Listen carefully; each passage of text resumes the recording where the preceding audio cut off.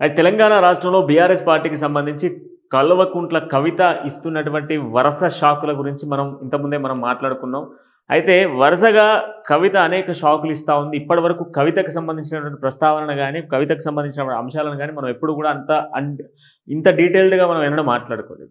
అసలు ఈరోజు ఎందుకు మాట్లాడుకోవాల్సి వస్తూ ఉంది, ఏంది అసలు అని అంటే, కవితకు సంబంధించి ప్రస్తుతం ఉన్నటువంటి సిచ్యువేషన్స్లో కవిత వరుస షాకులు లీకులు బీఆర్ఎస్ పార్టీకి సంబంధించి ఇస్తూ ఉన్నది. వరుసగా కూడా ఆమె చేస్తున్నటువంటి పలు వ్యాఖ్యలు ఈరోజు కాంట్రవర్సీగా నిలబడుతున్న సిచ్యువేషన్స్ కనబడతా ఉన్నాయి. కాంట్రవర్సీకి కేర్ ఆఫ్ అడ్రస్గా కవిత చేస్తున్నటువంటి వ్యాఖ్యలు కనబడతా ఉన్నాయి. దీంట్లో ప్రధానంగా కవిత చేసినటువంటి వ్యాఖ్యలు ఏంది, కవిత చేసినటువంటి ఆరోపణలు ఏంది, కవిత చేసినటువంటి అంశాలు ఏంది అన్నటువంటి అంశాలపై మనం ఒకసారి సుదీర్ఘంగా చర్చించేటువంటి ప్రయత్నం చేద్దాం. అయితే ప్రస్తుతం కవిత ఇచ్చినటువంటి షాకులు లీకులకు సంబంధించినటువంటి అంశాల్లో మనం మొదటగా మాట్లాడుకుంటే, కవిత కొంతకాలంగా బీఆర్ఎస్ పార్టీకి సంబంధించినటువంటి కొందరు ముఖ్య నేతల్ని టార్గెట్ చేస్తూ వ్యవహరిస్తూ ఉన్న సిచ్యువేషన్స్ కనబడతా ఉన్నాయి. గడిచిన కొన్ని రోజుల నుంచి కూడా కవిత బిహేవియర్లో చాలా వరకు బీఆర్ఎస్ పార్టీకి సంబంధించి అసలు ఎందుకు బీఆర్ఎస్ పార్టీకి సంబంధించినటువంటి అంశంలో కవిత బిహేవియర్ ఈ విధంగా మారింది అనేది అర్థం కానటువంటి సిచ్యువేషన్స్లలో కూడా చాలామంది బీఆర్ఎస్ నాయకులు అయితే కనబడుతున్నారు. అయితే ప్రధానంగా కవితకు సంబంధించినటువంటి ఆరోపణల నేపథ్యంలో వాస్తవాలకు మనం వెళ్ళేటువంటి ప్రయత్నం చేద్దాం. కవిత ఇచ్చినటువంటి లీకులేంది, షాకులేంది, ఆ తర్వాత బీఆర్ఎస్ పార్టీ తీసుకున్నటువంటి నిర్ణయం ఏంది, వీటన్నిటికి సంబంధించి కూడా ఒకసారి సుదీర్ఘంగా చర్చించే ప్రయత్నం చేద్దాం. అయితే మొదటగా కవితకు సంబంధించినటువంటి అంశాల్లో మనం మాట్లాడుకున్నట్టయితే, కవితకు సంబంధించి ప్రస్తుతం ఉన్నటువంటి సిచ్యువేషన్స్లలో కవిత ఇచ్చినటువంటి లీకులు షాకులు డేట్లతో సహా ఒకసారి సుదీర్ఘంగా చర్చిద్దాం. మే 2025న కవిత మొదటగా ఒక లేఖకు సంబంధించినటువంటి విషయంలో పరిగణనలోకి తీసుకుంటే, కవిత కేసీఆర్కు లేఖతో సంచలనం సృష్టించింది. అయితే కవిత రాసినటువంటి లేఖకు సంబంధించిన దాంట్లో కేసీఆర్కు లేఖతో సంచలనంగా మొదట బయటికి వచ్చిన సిచ్యువేషన్స్ అయితే కనబడతా ఉన్నాయి. ఆ తర్వాత మే 2025లో పార్టీ ఆవిర్భావానికి సంబంధించిన వేడుకలపై విమర్శలు వెల్లువెరిసినాయి. ఆ తర్వాత మనం చూసుకుంటే, కేసీఆర్ దేవుడే కానీ ఆయన చుట్టూ దయ్యాలున్నాయంటూ కూడా వ్యాఖ్యలు మనం విన్నాం, ఆ లేఖలో చూసినాం. కేసీఆర్ దేవుడే కానీ ఆ దేవుడి చుట్టూ దయ్యాలున్నాయి, ఆ దయ్యాలు మరి ఎవరు ఏంది అన్న దానిపైన కూడా అనేక మీడియాలలో వాస్తవాలు కొన్ని వెలుగులోకి చూసిన సిచ్యువేషన్స్ ఉన్నాయి. ఇది మనకు వచ్చేసి మే 2025లో జరిగినటువంటి ఇన్సిడెంట్. ఈ ఇన్సిడెంట్కి సంబంధించి ఇక ఆ తర్వాత జూన్ 10న జరిగినటువంటి అంశాలు కొన్ని చూద్దాం. జూన్ 10న రెండోసారి ఇచ్చినటువంటి షాక్ అనుకోండి. కేసీఆర్కు కాళేశ్వరం కమిషన్ నోటీసులపై నిరసనలు. కేసీఆర్కి సంబంధించినటువంటి నోటీసుల విషయంలో నిరసనలు వెల్లువెత్తిన సిచ్యువేషన్స్ ఉన్నాయి.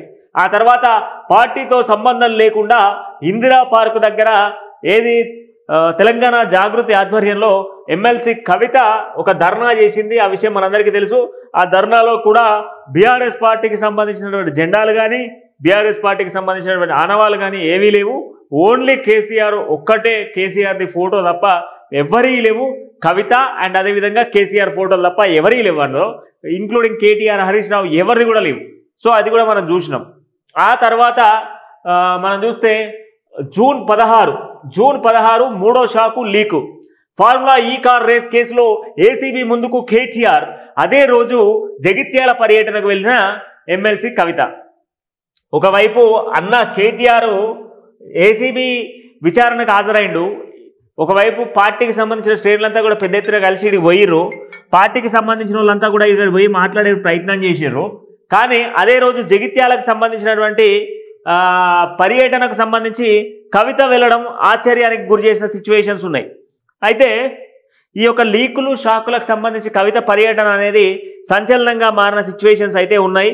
ఎందుకనంటే ప్రస్తుతం ఉన్నటువంటి తాజా పరిణామాల నేపథ్యంలో కవిత ఇచ్చినటువంటి లీకుల నేపథ్యంలో కొన్ని అంశాలను లేవనెత్తేటువంటి ప్రయత్నం చేస్తే, కవిత ఇచ్చినటువంటి లీకులు షాకులలో ప్రధానంగా ఉన్నటువంటి లీకుల్లో ఆ రోజు జగిత్యాలకు వెళ్ళి ఒకవైపు అన్న కేటీఆర్కి సంబంధించినటువంటి పర్యటన కొనసాగుతూ ఉంటే జగిత్యాలకు వెళ్ళి జగిత్యాలలో పార్టీకి సంబంధించినటువంటి మీటింగ్స్లలో పాల్గొన్నది. ఇక ఆ తర్వాత జూన్ 13కు సంబంధించి తీన్మార్ మల్లన్నకు సంబంధించినటువంటి అంశంలో తీన్మార్ మల్లన్న చేసినటువంటి అనుచిత వ్యాఖ్యలు ఏవైతే ఉన్నాయో, తీన్మార్ మల్లన్న చేసినటువంటి అనుచిత వ్యాఖ్యలకు సంబంధించినటువంటి దానిపైన కవిత వార్నింగ్ ఇచ్చిన విషయం తెలుసు. అయితే కవితకు అదేవిధంగా తీన్మార్ మల్లన్నకు వాగ్వాదం జరిగింది.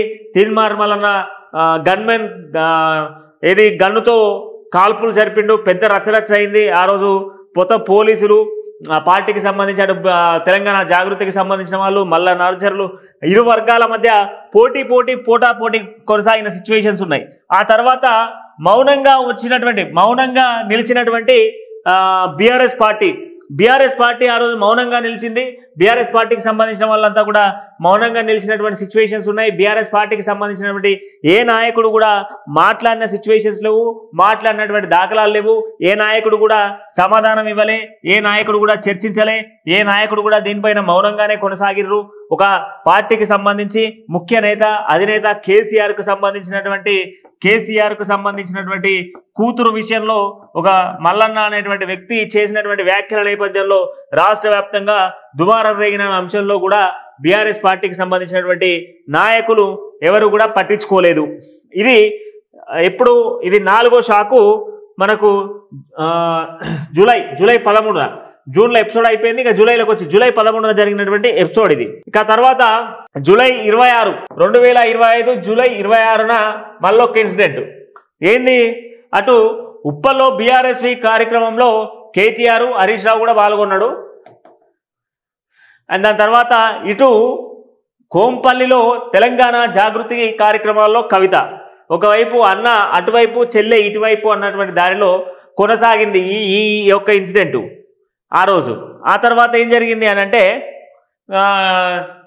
మళ్ళా ఆగస్టు 4 కట్ చేస్తే రీల్ వచ్చేసి ఆగస్టు 4కు వచ్చింది. ఆగస్టు 4కు వచ్చినటువంటి రీల్ను మనం చూస్తే ఆగస్టు 4లో పార్టీతో సంబంధం లేకుండానే బీసీ రిజర్వేషన్ సాధన దీక్ష, అదేవిధంగా జై బీసీ జై జాగృతి నినాదాలతో కవిత చేసినటువంటి కార్యక్రమము. ఇది పార్టీకి సంబంధం లేదు, అదే బీఆర్ఎస్ పార్టీకి సంబంధం లేకుండానే చేసినటువంటి కార్యక్రమము ఇదంతా కూడా. ఇంకా తర్వాత జరిగినటువంటి మరొక ఎపిసోడ్ ఏంది, ఆ తర్వాత జరిగినటువంటి మరొక ఎపిసోడ్ అంటే ఇక ఆగస్టు 5వ తారీఖు రోజు జరిగినటువంటి మళ్ళొక ఇన్సిడెంట్.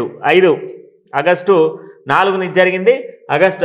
ఆగస్టు 5న మాజీ మంత్రి జగదీశ్వర్ రెడ్డిపై సంచలన ఆరోపణలు, నల్గొండ బీఆర్ఎస్ పార్టీని నాశనం చేసిన లిల్లీపుట్ లీడర్ అంటూ కామెంట్లు. కవిత చేసినటువంటి ఈ లిల్లీపుట్ కామెంట్లే ఈరోజు కవితను పార్టీ నుంచి సస్పెన్షన్కు ప్రధాన కారణంగా మారినాయి. లిల్లీపుట్ అనేటువంటి వ్యాఖ్య చేసింది.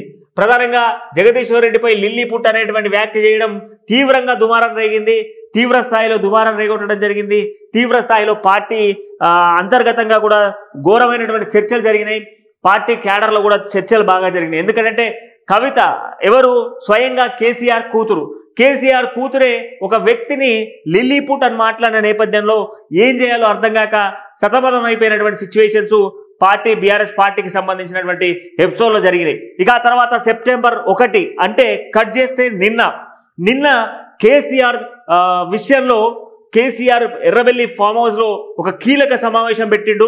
అసెంబ్లీ సమావేశాలు నిర్వహిస్తా ఉన్న నేపథ్యంలో అసెంబ్లీలో ఒక కీలకమైనటువంటి చర్చలు జరుగుతూ ఉన్నాయి.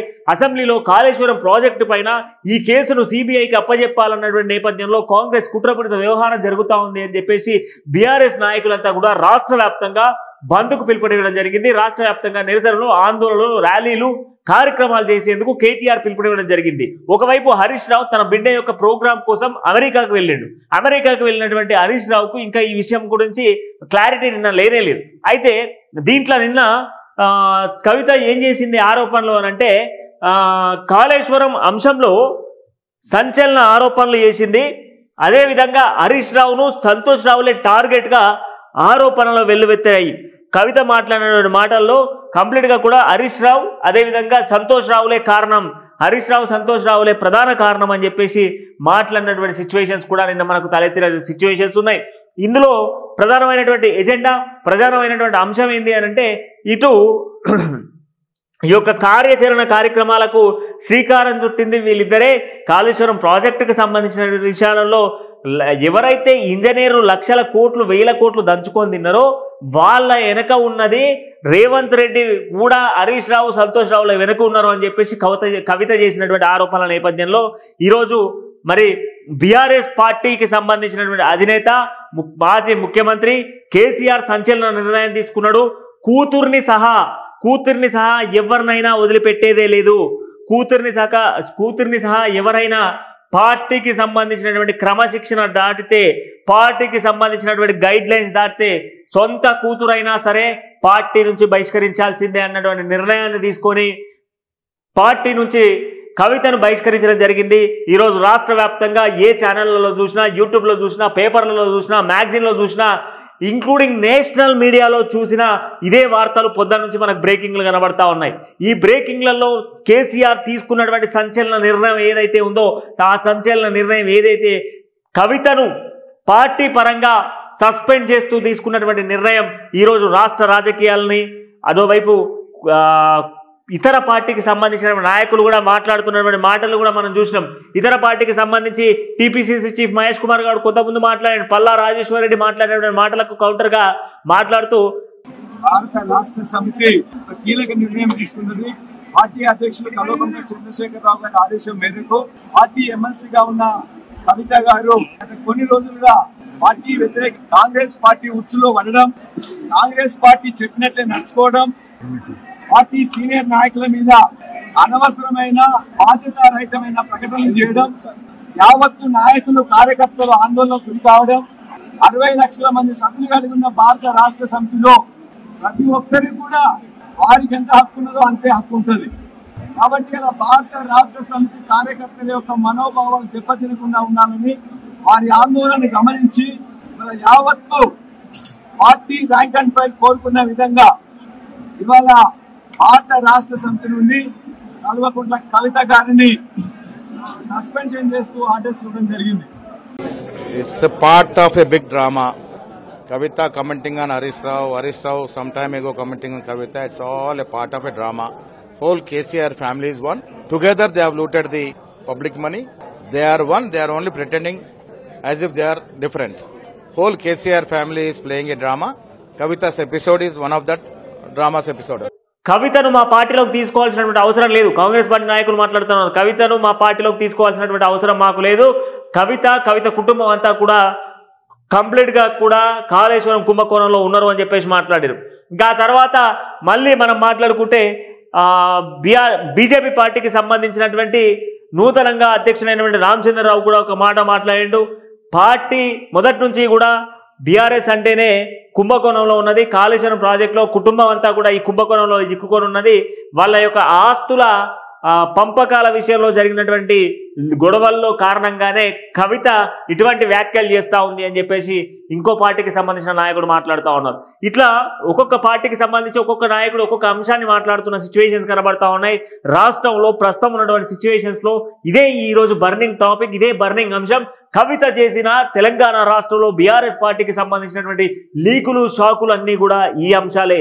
ప్రధానంగా 8 సార్లు కవిత చేసినటువంటి వ్యాఖ్యలు తెలంగాణ రాష్ట్ర రాజకీయాలను కుదిపేయడంతో పాటుగా పార్టీ క్రమశిక్షణలు దాటుతూ పార్టీ క్యాడర్ను లెక్క చేయకుండా, పార్టీ అధిష్టానాన్ని లెక్క చేయకుండా కవిత ఇష్టానుసారంగా వ్యవహరించిన నేపథ్యంలోనే బీఆర్ఎస్ పార్టీకి సంబంధించినటువంటి అధినేత కేసీఆర్ డైరెక్ట్ గా నిర్ణయం తీసుకోవడం జరిగింది.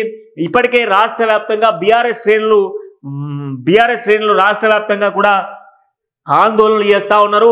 రాష్ట్ర వ్యాప్తంగా కొన్ని జిల్లాలలో, కొన్ని ప్రాంతాలలో నిరసనలు చేస్తూ ఉన్నారు. కవితకు సంబంధించినటువంటి ఫ్లెక్సీలను ధ్వంసం చేయడం,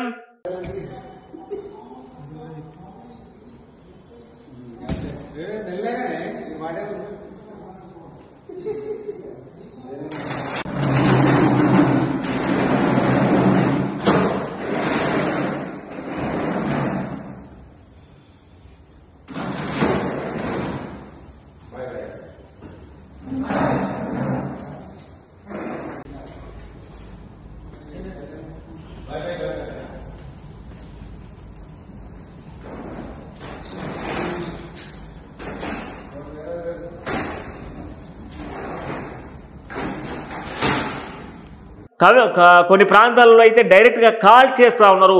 బీఆర్ఎస్ పార్టీకి సంబంధించినటువంటి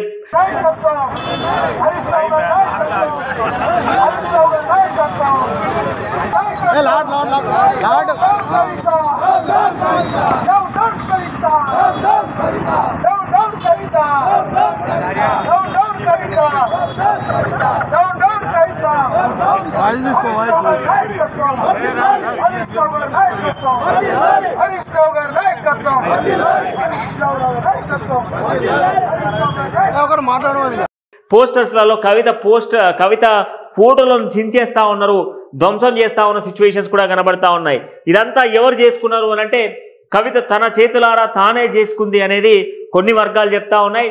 మరి కవిత నిర్ణయం ఏ విధంగా ఉండబోతా ఉంది, కవిత తీసుకునే నిర్ణయంతో తెలంగాణ రాష్ట్రంలో బీఆర్ఎస్ పార్టీ పరిస్థితి ఏ విధంగా ఉండబోతా ఉంది, కవిత మరి పరోక్షంగా లేదా ప్రత్యక్షంగా కేటీఆర్ను మాత్రం టార్గెట్ చేయట్లేదు. కేటీఆర్ను టార్గెట్ చేయకుండా హరీష్ రావు, సంతోష్ రావుల్ని లేదంటే నల్గొండ జిల్లాకు సంబంధించినటువంటి జగదీశ్వర్ రెడ్డిని టార్గెట్ చేస్తూ మాట్లాడుతూ ఉన్నారు. అదేవిధంగా అధినేత అయినటువంటి కేసీఆర్ను కూడా తప్పుపట్టట్లేదు. మరి ఈ నేపథ్యంలో కవిత తన ఎమ్మెల్సీ పదవికి అదేవిధంగా బీఆర్ఎస్ పార్టీకి రాజీనామా చేస్తారా, సొంత పార్టీ పెట్టేటువంటి దిశగా మళ్ళీ వెళ్తారా, తెలంగాణ జాగృతి అనేటువంటి పేరుపైనే పార్టీని స్థాపిస్తారా, కవిత పెట్టేటువంటి ప్రెస్ మీట్లో కీలక అంశాలు ఏమైనా బయటకు వస్తాయా, ఇవన్నీ కూడా ఇప్పుడు పెద్ద హాట్ టాపిక్ గా మారుతున్న సిచ్యువేషన్స్ కనబడతా ఉన్నాయి. మరిన్ని లేటెస్ట్ అప్డేట్స్ తో మళ్ళీ కలుద్దాం. అంటిల్ దెన్ చూస్తూనే KMR.